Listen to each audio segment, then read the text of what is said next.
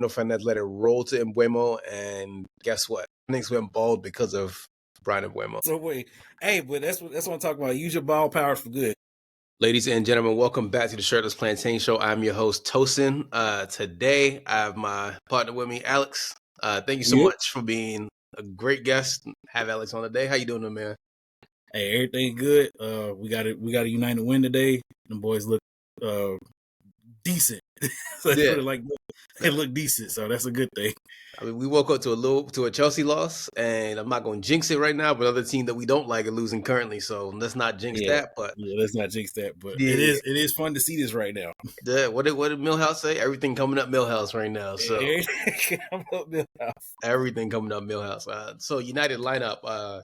Lenny Euro and Šeško came back to the squad. Maguire had a knock, so he was out. Mason Mount sat on the bench, and Šeško came in. So standard three at the back. Same things that he always does. Was anything that you expected when you saw the game, when you saw the lineup? Anything you were just like, I was fine with it. I think I know everybody else kind of had the issues with the subs, but I was like, all right, cool. You got to play with what's available. So there you go. Yeah, and when I saw it, I was just like, well, I mean, he beat Liverpool, so I can't talk crazy about Ruben right now. He beat Liverpool at Anfield. Hey, he riding high, like that overwhelmingness of dread and sense of despair he had for the first couple months coming into the season, and especially after that damn Grimsby loss, is slowly but surely withering away right now. Absolutely, and then the game started off hot. 45 seconds in, Bruno Fernandes had a chance. Ahmad had an assist. But man, you just realize these boys look kind of spry today. I was like, okay, go ahead. 7th minute, Danny Welbeck tried to find Minta. Minta was offsides. Danny Welbeck is, and we could talk about him further on. Obviously, he scored. We could talk about that later. But Danny Welbeck, for you and I who supported United for a very long time, it's impressive to see, one, his longevity. Two, he's improved as the years gotten on. Like, we know when we had Wells, he had that chip against Real Madrid, and we were mad at him. But Welbeck's always been a good player, and it's weird because he's loved by Arsenal fans, he's loved by United fans, and he's loved by Brighton fans. So he's like a legend in the league, but it's impressive. Legend in 3 games like Pee Wee Kirkland. Hey, but yeah, I love Wells. I like it. Shoot, man, it's just, I think this overall with the sport and even with United is just we kind of put a lot of pressure on the youth that we don't really need to do. Mm-hmm. Basically coming from the past to now, and then everything being so hyper added that we kind of need to scale back as far as like, hey, let these kids actually grow first. Like we expecting them to be men playing amongst men, and it's like, man, they just got out of high school or still in high school in certain regards. So it's like, hey, let's hold up. Yeah, I mean, I'd honestly take Danny Welbeck on Al Horford contract right now. 40 years old. Pretty much. Hey, listen, make him the OG in the locker room, man. Bring him home. Yeah, shoot. Hey, why not? Hey, we do need some veteran experience back there. So, for sure. 9th minute, Lenny Euro had a foul, which, by the way, I love Lenny Euro. I tweeted this the other day that France are bringing their wickedness from football into basketball. France got this line of like light-skinned biracial dudes who are just insane. From Wemby to Lenny Euro to Mbappe to Hugo Gatike, and then they got a whole bunch in their U20, U19. It was like, yo, what is going on here? They are keeping the Jungle Fever dreams alive over there from what it looks like. They are definitely trying to add the Tia and Tamara game plan over there. It's insane. It's insane. But Lenny was good. 14-minute, Danny Welbeck had a chance. And around this time, I was really upset. What we talked about before we recorded was our midfield. And you saw it like throughout this game where United plays the system where it's feast or famine. And we've been feasting lately. But our midfield, too, I love Bruno Fernandes. He gets caught out. And it's, you know what I mean? It gets real sticky. I look at him like I looked at Pogba when he was doing everything. Yeah, like it's eerie how both of them have played exactly out with Pogba's return, where he had to basically do everything in the midfield, and now his exodus to Bruno basically now having to do everything for that. It is eerily similar with that, and that's not really conducive to anything, especially a man that's now in his 30s. As far as with trying to be the fabric of a institutional line back there with the midfield, and that's not really conducive to winning games. No. But we did have a big penalty shot in the 16th minute. I thought it was a penalty. I saw it in real time, slowed it down. I thought it was a penalty. Ahmad cut in and he got kicked. Like the defender had his leg trailing, and Anthony Taylor said no. VAR said no, which we got screwed today. We have Michael Oliver on VAR and Anthony Taylor's the ref. Yeah, that's like the Bash brothers of like not great refereeing there. That's something you don't want to do. Definitely some Tim Donaghy shenanigans going on with those two. Yeah, it was frustrating because it looked like a penalty. It should have been a penalty. One of the homies messaged me, he was like, yo, it's not a penalty. I was like, it was, but they didn't call it. What can we do? We got lucky, though. 2 minutes later, Cunha dribbled and shot. He should have passed the ball to Ahmad, but I think the problem with Cunha is that he's been looking for a goal. And when he can see and sense blood, he wants to go for it instead of being greedy. He's an attacking player, and he needs his confidence through his goals. And 5 minutes later, he got his first goal. It was a little bit of ping ball in the middle. Casemiro found him. His first touch with his left foot set up the strike, which is a beautiful finish. How do you feel about that goal? I loved it. Like you just said, he was searching for that one for the longest since he's been here right now, and that'll take a tremendous amount of pressure off his back as far as with it, so he can actually settle down into his roles and what he wants to do. Yeah, he's eager. You could tell he's been looking for that goal, and he needed that goal. 23rd minute, again, we said Cunha scored, but Ahmad in the 25th minute, something he did, it was that tackle against Minta. You know what I'm talking about? When he tracked back, and I was like, oh, you're really, really learning your role now, because it was a great defensive play from Ahmad. One thing, and I know people going to bash Amarin about it, and since he's been here, but I think the one thing I will give him credit for, and I know somebody else has mentioned it too on the timeout, compared to, I want to say, let's go a little further back with the managers.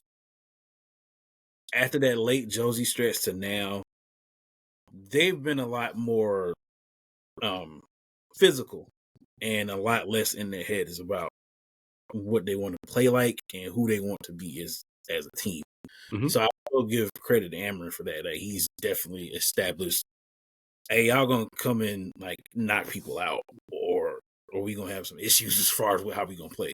So we need to toughen up as far as what we're trying to do, especially now since we don't have any extra games, since we're not in European competition, which, I mean, that is a detriment, but also now is a benefit too, because I guess it does play hand in hand with each other.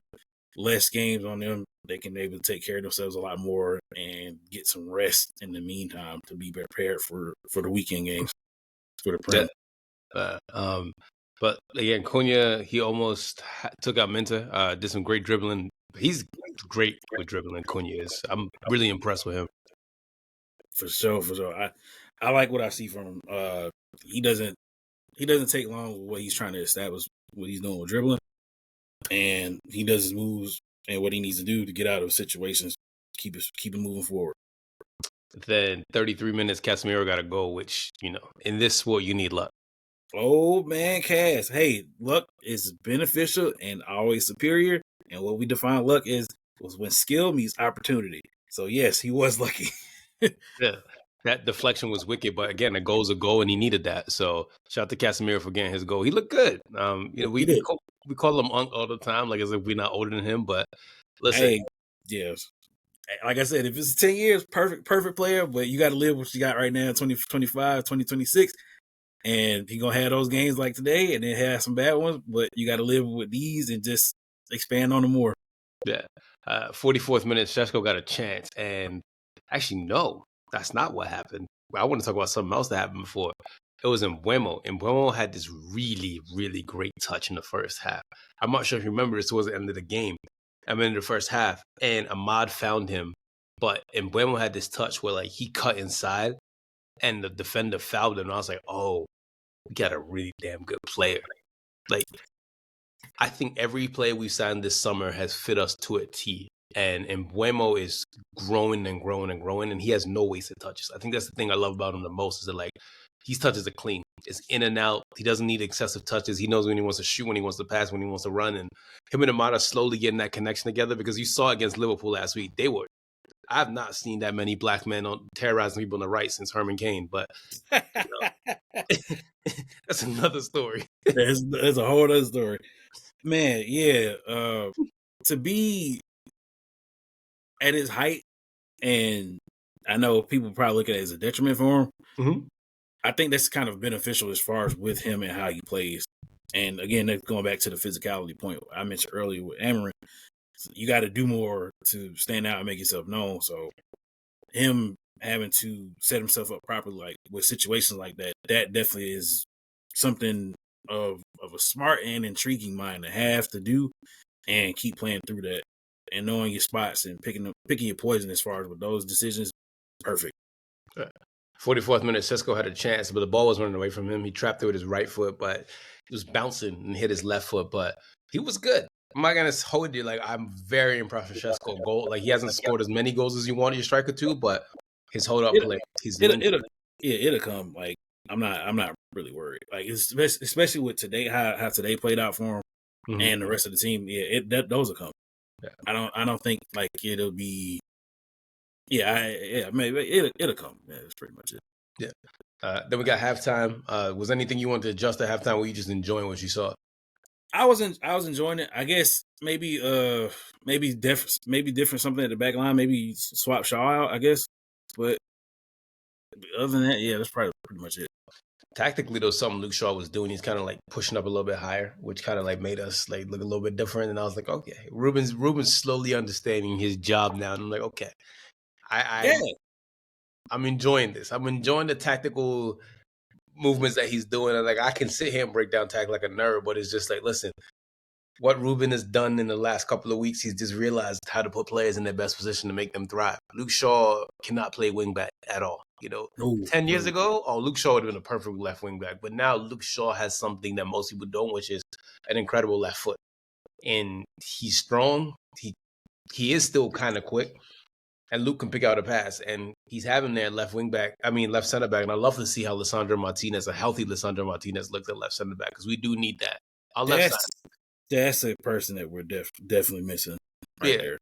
Our left side is very, very weak. We need Stacey Abrams like yesterday to come fix our left side. So, halftime happened, but in 48 minutes, Bruno Fernandes had a chance. Ahmad created it. The ball found Bruno, but Bruno got saved. Ahmad has just been quietly going around doing his job to such a high level, by the way. That right wing back role he's just finding chances, finding players, cutting in and out, and he's just doing amazing. So big shout out to Ahmad.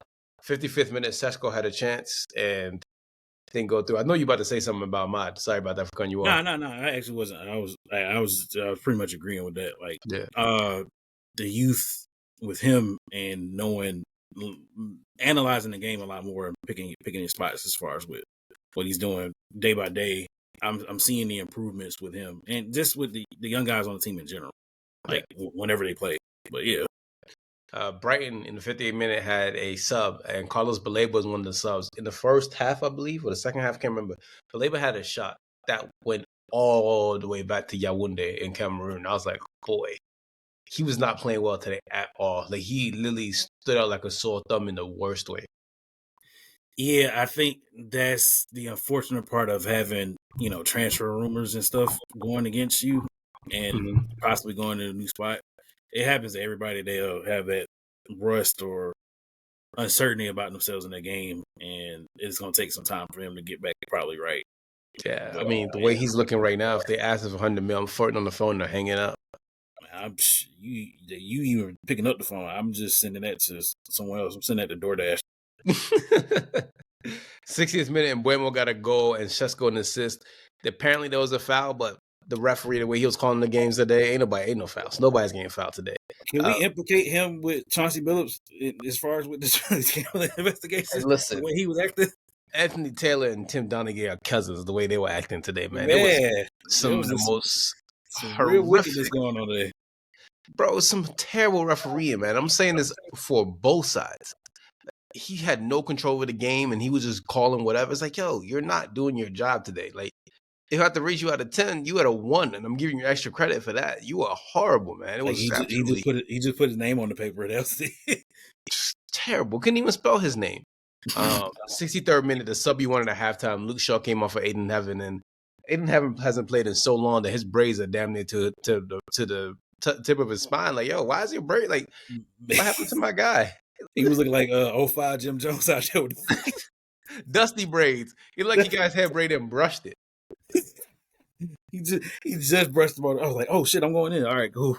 Yeah, it looked like you got real Black Air Force energy. It was like, yo, why do you look so just like disheveled? Like, you good? Bad. Kobe and Dorgo came on eventually in the 69th minute. Very nice. Man United had a chance. Bruno found MBEUMO and was saved onto the post for a corner kick. Dorgo got a yellow card again. Goes back to what we were saying about the referee. Minta's first touch was heavy as hell. It was extremely heavy. And the chance was gone. And he didn't foul him. He literally put his hands up and there was a little coming together, but it shouldn't have been a foul. It should have been one of those like, oh, let it play on. And the referee said, you know what? I'm going to give a free kick anyway. And I was like, dude, the ball went because his touch was so bad. He was running so fast. Like, he gave Dorgo a yellow card, and then Welbeck stepped up, and Welbeck scored the amazing free kick. We talked about Welbeck. That was beautiful, man. Mm-hmm. That was beautiful. Like, it's one thing Welbeck is going to do. He's going to have a goal against United somehow, some way. He's going to have one. So always, and then that kind of made everything a little bit nervous. Šeško got a yellow card in the 80th minute. He looked at the defender and fouled him. That was for sure a yellow card. I can't sit here and pretend like it wasn't. He looked at the guy and hit him with an elbow that JBL would have been proud of, man. That was a real good WWE move right there. Yeah, good job on that one. Yeah. The Man United made some subs. Cunha and Šeško came off for Gate and Xerxes. And then we got 7 minutes extra time. And I was like, oh my God, I already know what's going to happen. Because, again, towards the end of the second half, United started to tail off a little bit. He started to look a bit leggy, started to look a little bit like lost for ideas. Midfield was getting overrun. The same problems we talk about. Like, I'm not here to complain, man. Listen, I know I tweeted that earlier today. I mentioned this to you that I tweeted about how our midfield looks, laggy. And someone's like, all you do is complain. I'm not here to complain, okay? I'm just calling out what I see. And what I saw was terrible. It was a terrible midfield. So what did you see when you were watching the game? That's really like the biggest need right there. Like, we've been saying this since Obama's first term. So midfield. It's just you can't have somebody be dependent of one or two people with that midfield, especially with how Amra's trying to play. Bruno can't be doing everything, especially at the age he's at now. Not to say he's any kind of washed or anything, but you definitely, this is where those ages start to decline, and having people like Casemiro around doesn't really help you. Ugarte and everything, you kind of be playing folks like Mano a lot more, or at least try to make more attempts to fortify the midfield, either with the academy folks or going after somebody. Like, that's got to be an improvement. You got now, especially now since you having the goalkeeper issue seems to be finally settled, which is great. But yeah, that's the biggest glaring thing. If we're expecting to compete within the next, I don't know, let's not even just count this year. Let's say the next 5 years, that midfield has got to improve. And ASAP on top of that. Because, by the way, back to the goalkeeper, I know we talked about that. Saint-Lemans, he does something that our previous goalkeeper hasn't, and that is nothing. Like, he is such a net neutral, and that's all you need. I don't need my goalkeepers being erratic. Save the ball. And he does such a great job of just doing his job. He can distribute with his left or right foot. He knows when to come out for crosses. He knows when to come out and make himself big. Like the corner kick that he got scored on, which we're about to talk about, wasn't his fault. The free kick wasn't his fault. People say, always position him. What can you do? Yeah, especially with that free kick. That was just a beautiful ball. And most keepers not even gonna catch that one. Like, that's one of the ones like, yeah, it is what it is. Yeah, you gotta let that go. Then Brighton did get a goal in the 92nd minute. It was a header for corner kick, and he started getting nervous. You could tell, like, the players getting a little bit nervous. The heads are dropping. They're like, I don't know if we're gonna drop points again. Like, the old habits started to come back in. But they got very lucky. 96th minute, MBEUMO got a goal. Bruno Fernandes let it roll to MBEUMO, and guess what? ONYX went bald because of Brian MBEUMO. I knew we were gonna try to fit that in some way. Hey, but that's what I'm talking about. Use your ball power for good. It's only like a few of them that's actually using it correctly. Yeah, So, and he's one of them. He's been very impressive, and that finish was good, man. He nearly tore the net off the Stratford end, so that was a really, really good finish from MBEUMO. And it's just nice, man. It's nice to finally see United not being dumb, right? It's good to see United seeing a game through. It's truly refreshing. Not just this game, but like that, literally everything prior to this was so far, especially with the Liverpool stamp for that game. Like those are the games that you need to say, all right, we're here, we trying to actually accomplish something. So year one of the rebuild so far, even though it has been tumultuous to say the absolute least bit, for them to be as of October 25th in fourth place currently right now before the day ends, quite impressive. Because with all things considered, I mean everything considered. Oh, and also shout outs to the Manchester United women who have been balling themselves. We got to give our respect to that side. Hey, our 100%. women's team are nice. Hey, our women's team is very nice, and we got to realize that they're doing it in spite of our management now. So that's tremendous. Now imagine if they actually invested into Man United women's team and actually cared about them. What I would personally do, I'll go get all the best talents in WSL. And there you have it. That's what we have been talking about as far as with women in politics and how our world works with misogyny. Listen, our women's team don't need much. You know, they just need just a little stamp, They just need some love. They just need some love. They need a couple mil. Like, give them something to make them feel like we got a Champions League despite poor management. We have won every game in the Women's Champions League so far. We are up there as far as the table goes. They got some talented women on that team. Give them the support and the backing they need. We got a really good goalkeeper, by the way. She's American talent. Like, she's a really good goalkeeper. Talent. We got talent. So yeah, let's support them just as much as we support these buffoons. As far as the men's team. Like, even our academy's doing well. So I don't think our 18s won today, but like we have some incredibly talented players. Like Shea Lacey is. If Shea Lacey doesn't get injured, he's making it at United. There's just no ifs, ands, and buts about it. You know, we got Shea Lacey there. We got so many talents in the academy, and it's just like things are coming up for United. It's just don't mess this up. Like, academy-wise, women's-wise, men's team is looking spry for once. So it's just like, let's continue this momentum. And my head is like, can United can they maintain this vibe they're giving to us? Because I haven't seen the United team win 3 in a row like this. Like, here's the crazy thing the commentator said before the game. I'm going to blow your mind with a stat the commentator said. He goes, both these teams are competing for the same stat, 4 wins in a row at Old Trafford. I was like, Brighton's really beating us 3 times in a row at Old Trafford. Damn, that's weak. They've beaten us the last 6 out of 7 times we played them. Jesus. But I mean, that was the same as the Liverpool stats too, as far as with that. And I was like, damn, it's really been like almost a decade since we beat those climbers. And I'm like, Jesus Christ, it's been terrible. Yeah. And it's like, it's crazy. Ruben Amorim went from being on the brink of being fired to now, like, we're like, oh, we see it now. He wasn't in the club at all. Then the security's just like, all right, you can get to the bar. We'll give you that much. We'll give you that much. You ain't VIP just yet. Nah. They were on the verge of tossing him out like Uncle Phil did Jazz. That's how close he was, man. Now he's in the crib talking to Hillary. Just crazy. Some post match, man. The confidence in Man United. You saw it today.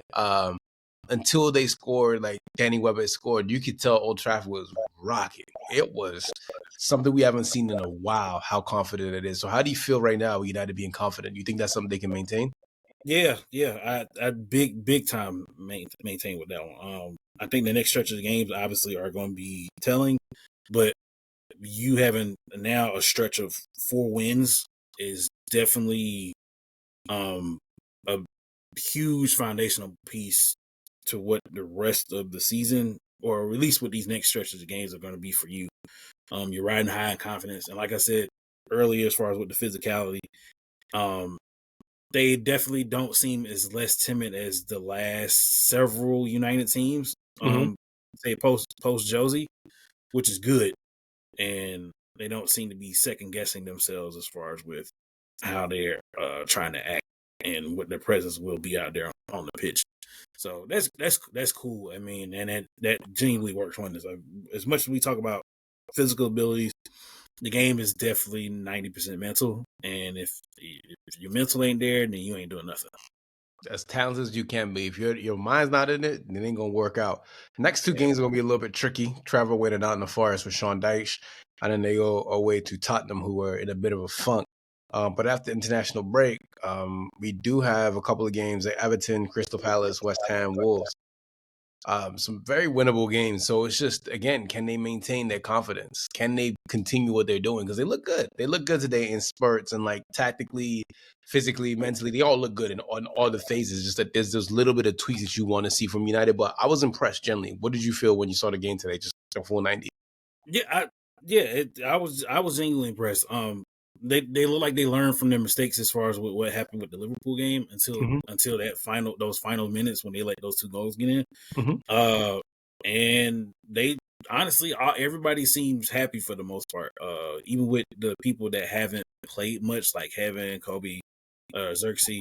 And I know they had some misses earlier, but at least they were getting back on the pitch and to doing the stuff they were doing before they were, I guess, their disappearance.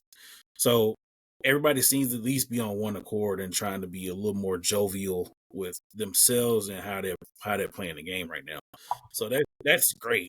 It's just we gotta keep going. It's gotta keep going. For that Nottingham Forest game, especially with the new coach. The new coach Jinx is definitely around, especially from Mr. Utter Woke Nonsense himself. You know what he did? He banned them from wearing hats and like snoozing. Oh shit, that's funny. You know he's a real hard Englishman. He's just like, hey, listen. In fact, everybody gonna wear black boots. That's the sort of coach that Sean Dyche is. Nobody's wearing no colorful boots. Everybody's wearing black boots. Black boots and utter woke nonsense. That's funny. Yeah, and Super Ballness. Yeah, I mean he's a good dude, man. He's a ginger. You know, we trust gingers for the most part around here. You know, gingers actually have souls.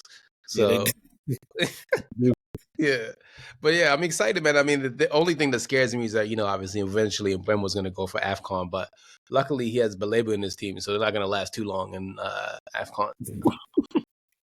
Nah, but something's wrong, man. Like I don't know what happened to Baleba. It's like he came crashing down, man. Like a real big high, and like he's just like we just said. I mean, like we just said, it's confidence, man. It's confidence and mentality. Like I figure with the United move kind of blowing up in his face, literally no fault of his own.